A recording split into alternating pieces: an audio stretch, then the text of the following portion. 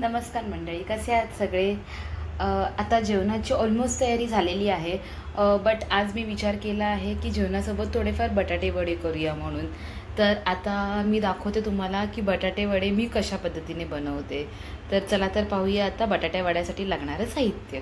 हे बघा, आता हे मी आहे ना 3 बटाटे आहेत ते उकडून घेतलेले आहेत आणि उकडून त्याची साल काढून ठेवलेली आहे.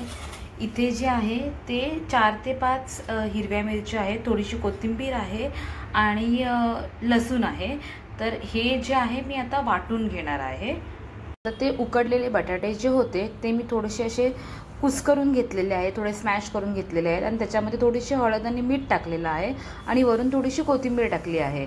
तर हे स्मॅश करून मी याच्यामध्ये एका टोपामध्ये काढून ठेवलेलं आहे.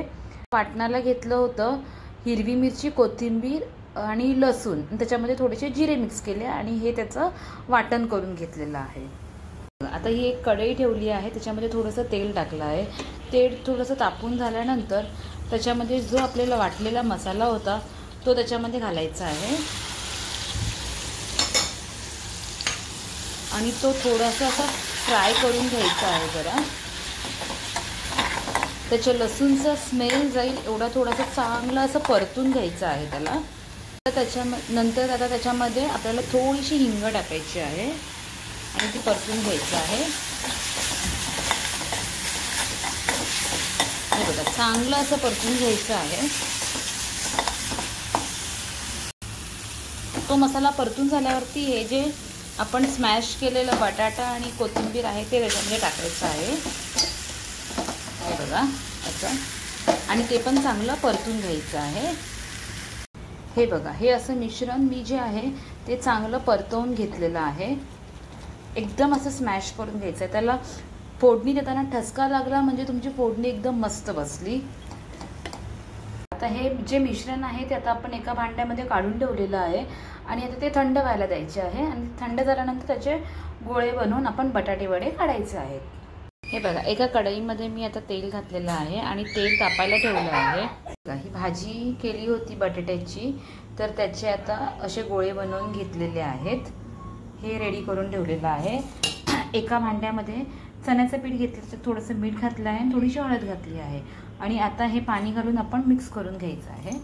हे बघा, अशा टेक्स्चरमध्ये मी चण्याचं पीठ हे जे आहे ते पीठ बनवून घेतलेलं आहे. आता एक एक करून वडा आपण त्याच्यामध्ये घालणार आहोत. तेल तापलेलं आहे आपलं. हे बघा,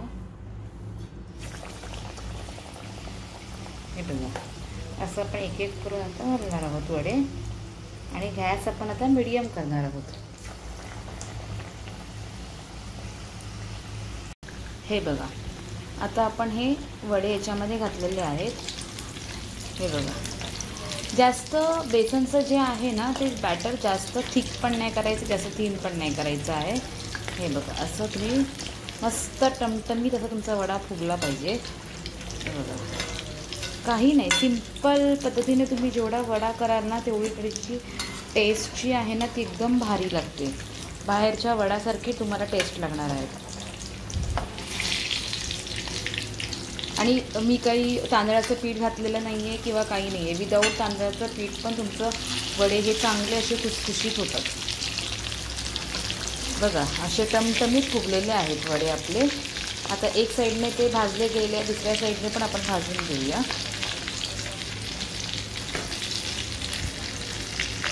हे बघा, मस्त असे बटाटे वडे आपले रेडी झालेले आहेत. मस्त तोंडाला पाणी सुटल्यासारखं झालेलं आहे. हे बघा, तुम्हाला मी जवळून दाखवते. बटाटा वडा हा एकदम मस्त असं शिजलेला आहे आणि छान मस्त दिसतोय. चला तर मग मला सांगा तुम्ही आज कमेंट करून तुम्हाला माझी बटाटे वड्याची रेसिपी कशी वाटली आणि माझी बटाटे वडे आज कसे दिसत आहेत ते. अशाच नवनवीन रेसिपीसाठी आपण पुन्हा एकदा भेटूया. Till then take care, bye.